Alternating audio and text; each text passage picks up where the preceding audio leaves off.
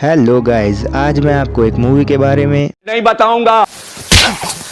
Hello guys, स्वागत है आपका क्लासिक फेयर चैनल पर। आज मैं एक्सप्लेन करूंगा 2017 में आई एक underrated horror thriller film down range को। इस मूवी के राइटर और डायरेक्टर हैं ryuichi किटामुरा, जो एक जापानीज फिल्म मेकर हैं, इसीलिए ये मूवी अमेरिका के साथ साथ जापान में भी रिलीज हुई थी। इस मूवी की एंडिंग काफी ज्यादा अनएक्सपेक्टेड है। मूवी के स्टार्ट में हम देखते हैं कि एक कार कंट्री रोड पर जा रही है, तभी अचानक उस कार का टायर ब्लास्ट हो जाता है। कार में थे टॉड, उसकी गर्लफ्रेंड शारा, जूडी, कैरन, जेफ और एरिक। ये लोग ऐसी जगह पर फंसे हैं जहाँ पर दूर दूर तक कुछ भी दिखाई नहीं दे रहा, लेकिन ये कोई बड़ी प्रॉब्लम नहीं है क्योंकि इनके पास एक एक्स्ट्रा टायर है। टायर बदलकर ये लोग जल्दी यहाँ से निकल सकते हैं। लेकिन एक अजीब बात यह है कि जब से ये लोग इस रोड पर आए हैं, यहाँ पर इन्हें एक भी कार दिखाई नहीं दी और मूवी सीधा यहाँ से शुरू हुई है। इसका मतलब ये है कि हमें इनके बैकग्राउंड्स के बारे में नहीं दिखाया जाएगा। वो लोग देखते हैं कि उस रोड पर कहीं पर सिग्नल्स आ रहे हैं और कहीं पर नहीं। कैरन पता लगाती है कि वहाँ से 20 मिनट की दूरी पर एक गैरेज है, वहाँ से मैकेनिक लाकर ये अपनी कार का टायर बदल सकते हैं। लेकिन बाकी सब कहते हैं कि ये एक अच्छा आइडिया नहीं है क्योंकि जितनी देर वहाँ पर जाने में लगेगी उतनी देर में ये खुद ही टायर बदल सकते हैं। और जूडी को थोड़ी जल्दी भी है क्योंकि उसे अपनी बहन की बर्थडे में जाना है। अब जेफ टायर चेंज कर रहा है, एरिक ऐसे ही टहल रहा है और बाकी सब बैठे हैं कार की छांव में। जेफ जैसे ही फटे हुए टायर को निकालता है, उसमें से नीचे गिरती है एक बुलेट, यानी कि टायर ऐसे ही ब्लास्ट नहीं हुआ, उसे ब्लास्ट किया गया है। अचानक कुछ आवाज होती है और टॉड देखता है कि टायर रोड पर भागा जा रहा है। वो जल्दी से जाकर टायर को रोकता है और शारा देखने जाती है कि जेफ ने कितना काम किया, लेकिन यहाँ इसके होश उड़ गए थे क्योंकि जेफ का खुद का काम हो गया। उसे किसी ने गोली मार दी थी और शारा चिल्लाती उससे पहले उसे भी एक गोली लग जाती है। शारा को देखकर बाकी सब सुन हो गए थे, तभी उसे एक और गोली लगती है और उसका काम भी हो गया। बाकी सब समझ गए थे कि यहाँ पर कोई स्नाइपर है जो उन सबको मारना चाहता है, इसलिए वो जल्दी से कार के पीछे छुप जाते हैं। एरिक दूर था इसलिए वो वहीं पर छुप जाता है और टॉड को छुपते हुए गोली लग जाती है। स्नाइपर लगातार फायरिंग कर रहा था, लेकिन कार की वजह से ये सब लोग सेफ हैं। स्नाइपर सप्रेस फायर कर रहा था, इसलिए गोलियां ज्यादा डैमेज नहीं कर रही थी। ये बात वो समझ गया था, इसलिए उसने सप्रेसर को हटा दिया। ये काफी ज्यादा पैनिक वाला मूवमेंट है क्योंकि इनके दो साथी मारे गए और इन्हें समझ नहीं आ रहा कि इनके साथ क्या हो रहा है। और बेचारा एरिक तो उन सबसे दूर है, वो ज्यादा पैनिक कर रहा है। पैनिक में जूडी एक जानलेवा हरकत कर देती है। वो कार के कवर से बाहर चली गई थी। तब कैरन उसे खींच कर ले आती है वापस कवर में और समझा देती है कि कवर से बाहर मत निकलना। तभी टॉड को कुछ सुनाई देता है। वो शारा थी जो अभी भी जिंदा थी,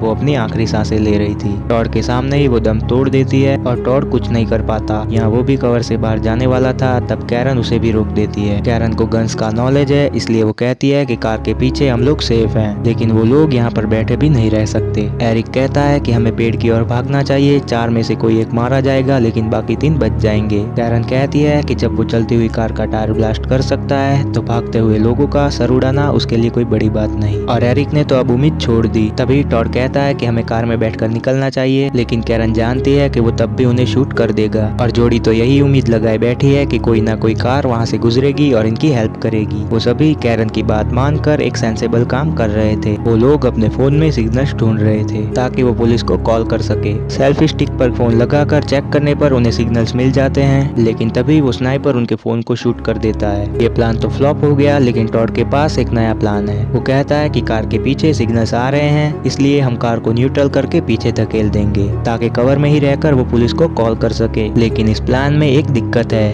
कार ढलान पर है और टॉड को गोली लगी है, इसलिए सारा जोर इन दोनों लड़कियों को ही लगाना होगा। और अगर ये कार को पीछे धकेल ना पाए तो कार चली जाएगी आगे और ये सब मारे जाएंगे क्योंकि इन्हें ये भी नहीं पता कि स्नाइपर गोली चला कहाँ से रहा है। प्लान को आसान करने के लिए कैरन अपनी हुडी से स्नाइपर का ध्यान भटका रही है और जूडी और एरिक अपने फोन में वीडियो रिकॉर्ड कर रहे हैं ताकि इन्हें ये पता चल सके कि स्नाइपर आखिर बैठा कहाँ पर है। स्नाइपर हुडी को शूट कर रहा था, तब टॉड कार में घुसकर चाबी लगा देता है, लेकिन वो कार को न्यूट्रल नहीं कर पाता क्योंकि स्नाइपर उनकी चाल समझ गया था। लेकिन इन्हें ये पता चल गया कि स्नाइपर आखिर बैठा कहाँ पर है। वो कार के सामने वाले पेड़ पर पूरी तरह कैमोफ्लेज होकर बैठा है। टॉड कहता है कि हमें फिर से ट्राई करना चाहिए, लेकिन स्नाइपर इतना बेवकूफ नहीं कि दोबारा इनकी चाल में फंस जाए। टॉड भागकर आगे से टूल बॉक्स ले आता है और टूल बॉक्स के ढक्कन से वो अपने लिए आर्मर बना लेता है। एरिक का पैनिक बढ़ रहा था क्योंकि उसे लग रहा था कि ये सब उसे छोड़कर चले जाएंगे। दोबारा ट्राई करने पर टॉड ने कार को न्यूट्रल कर दिया, लेकिन उसे दोबारा गोली लग गई। वो दोनों लड़कियां कार को पीछे धकेल रही थी, लेकिन डर के मारे जोड़ी कार को छोड़ देती है, इससे कार आगे जाने लगती है। टॉड और कैरन कार को रोकने की कोशिश करते हैं और डर की वजह से जोड़ी ओपन में ही रह गई, लेकिन स्नाइपर उसे शूट नहीं कर रहा। स्नाइपर कार के टायर में गोली मार देता है, जिससे वो कार वहीं पर रुक जाती है। कैरन जोड़ी को कहती है कि वो रिलोड कर रहा है, जल्दी से भागो। ये सुनकर एरिक भी भागने लगता है। तभी एक गोली आकर लगती है सीधा उसके पैर में, लेकिन अभी भी वो आगे बढ़ रहा था। तब स्नाइपर उसके दूसरे पैर में भी गोली मार देता है और अब तो वो कितनी भी कोशिश कर ले, चाह कर भी आगे नहीं बढ़ सकता। दरअसल वो स्नाइपर इन सब के साथ खेल रहा है।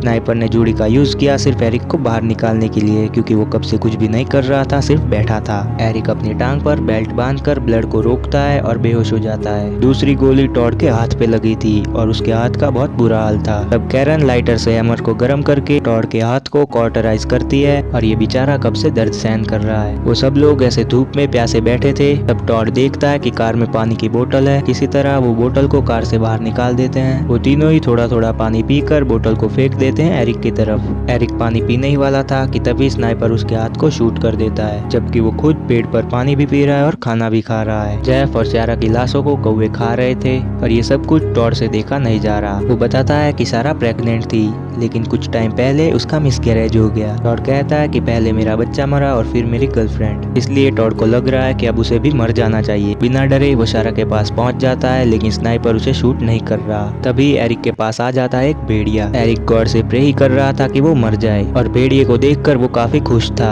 लेकिन भेड़िया उसे खाता उससे पहले ही ब्लड लॉस की वजह से वो खुद ही मर जाता है। तभी वो लोग देखते हैं कि सामने से एक कार आ रही है। उस कार में है एक फैमिली, एक बच्ची और उसके मॉम डैड। टॉड उन्हें इशारा कर रहा था। तभी स्नाइपर उसके पैरों के आसपास गोली चलाता है, जिससे वो पीछे हट गया था। वो जैसे ही सारा के पास पहुंचता है, स्नाइपर उसके दिल में गोली मार देता है। इन दोनों की लाश स्नाइपर ने साथ में बिछाई, जिसे देखकर हमें पता चलता है कि ये सब कुछ स्नाइपर के लिए कितना फन है। उस बच्ची की मॉम ने उनकी कार को देख लिया, लेकिन तभी स्नाइपर उसके हाथ में गोली मार देता है, जिससे उनकी कार क्रैश हो जाती है। हालांकि वो तीनों अभी भी जिंदा थे। जब मॉम कार से बाहर आती है, तब स्नाइपर उसे 3 बार शूट कर देता है और डैड उसे खींच कर ले जाता है पीछे। कैरन उस बच्ची के डैड को कहती है कि पुलिस को कॉल करो। वो कॉल कर रहा था कि तभी स्नाइपर उनकी कार का फ्यूल लीक कर देता है, यानी कि अब वो उनकी कार को ब्लास्ट करेगा। जूडी उन्हें वार्न कर रही थी कि तभी कैरन उसे रोक देती है, क्योंकि अब वो सेल्फिश हो चुकी थी। तभी स्नाइपर उनकी कार को ब्लास्ट कर देता है, जिसमें वो दोनों ही मारे जाते हैं, लेकिन उनकी बेटी अभी भी जिंदा थी और उसे भी स्नाइपर ने मार दिया।